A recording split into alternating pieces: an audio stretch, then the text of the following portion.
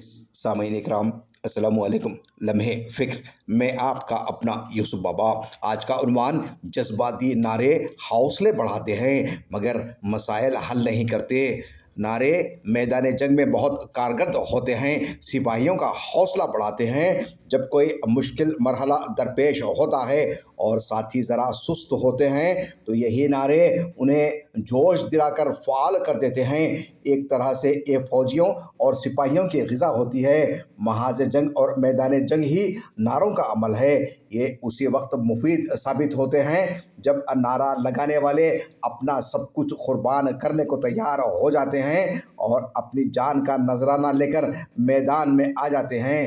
لیکن بے محل اور بے وقت نعرے بازی نقصان دیتی ہے، بلکہ اس صورت میں اور ضرر رساں ہوتی ہے جب کہ نعرہ عمل سے خالی ہو۔ اس وقت ہمارے ملک میں امت مسلمہ کے تعلق سے یہی صورتحال ہے۔ ہمیں یاد نہیں کہ آزادی بھارت میں محض نعروں سے کوئی مسئلہ حل ہو گیا ہو۔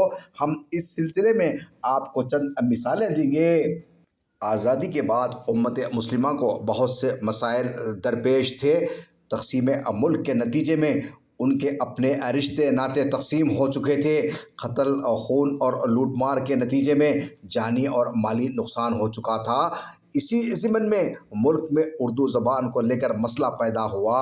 اردو کو سرکاری زبان کا درجہ حاصل ہوا تو ملک میں اس کو مٹانے اور ختم کرنے کا سلسلہ چلا۔ دوسری طرف محبان اردو نے اردو کی بازیابی کے لیے تحریکیں چلائیں، سڑکوں پر احتجاج ہوئے، پولیس کی زیادتیاں برداشت کیں، سمپوزیم اور سیمینار ہوئے۔ ہم اردو کی بربادی کا تماشا نہیں دیکھ سکتے اور سارے جہاں میں دھوم ہماری زبان کی ہے کہ نعرے لگے۔ بعض ریاستی حکومتوں نے دباؤ میں آ کر اردو کو دوسری سرکاری زبان کا درجہ بھی دیا۔ اردو اکیڈمیز قائم ہوئیں، ریاستوں میں اردو مترجم رکھے گئے۔ ان سب کے باوجود اردو تادم تحریک وینٹیلیٹر پر ہے۔ نعروں، سڑکوں پر احتجاج اور شور و غل مچانے سے اردو اور اردو کا بھلا تو نہیں ہوا، لیکن بھلا تو تحریک کے بانیوں کا ہوا۔ البتہ اردو جو سب کی زبان تھی وہ مسلمانوں اور دشمنان ملک کی زبان بن گئی۔ اس کی مخالفت میں شدت آ گئی۔ اب تو یہ حال ہو گیا ہے کہ اردو نام والے شہر اور گاؤں، ریلوے اسٹیشنوں کے نام بھی بدلے جا رہے ہیں۔ اردو کی تحریک چلانے والے اسٹیج کی زینت تو بنے، لیکن انہوں نے اردو کو اپنے گھر کی زینت تو نہیں بنایا۔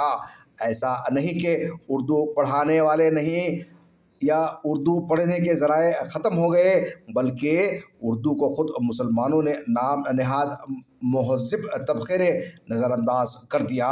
بڑا افسوس ہوتا ہے جب لوگ یہ رائے دیتے ہیں کہ اپنے مضامین ہندی میں لکھا کیجیے، کیونکہ اب اردو پڑھنے والے کہاں ہیں اور پڑھ لیں تو سمجھنے والے نہیں ہیں۔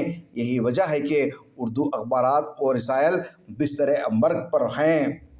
اس کے بجائے اگر مسلمان اردو کو خود پڑھتے، اپنی نسلوں کو پڑھاتے، اردو کے رائٹرز، ادبا اور شعراء پیدا کرتے، اردو رسائل و اخبارات کی نشر و اشاعت میں اپنا کلیدی رول ادا کرتے تو اردو کی صحت شاید زیادہ اچھی رہتی، جہاں دوسری زبان کا درجہ حاصل ہے۔ عزیزان محترم، بقیہ انشاءاللہ سیکنڈ پارٹ میں سماعت کیجیے۔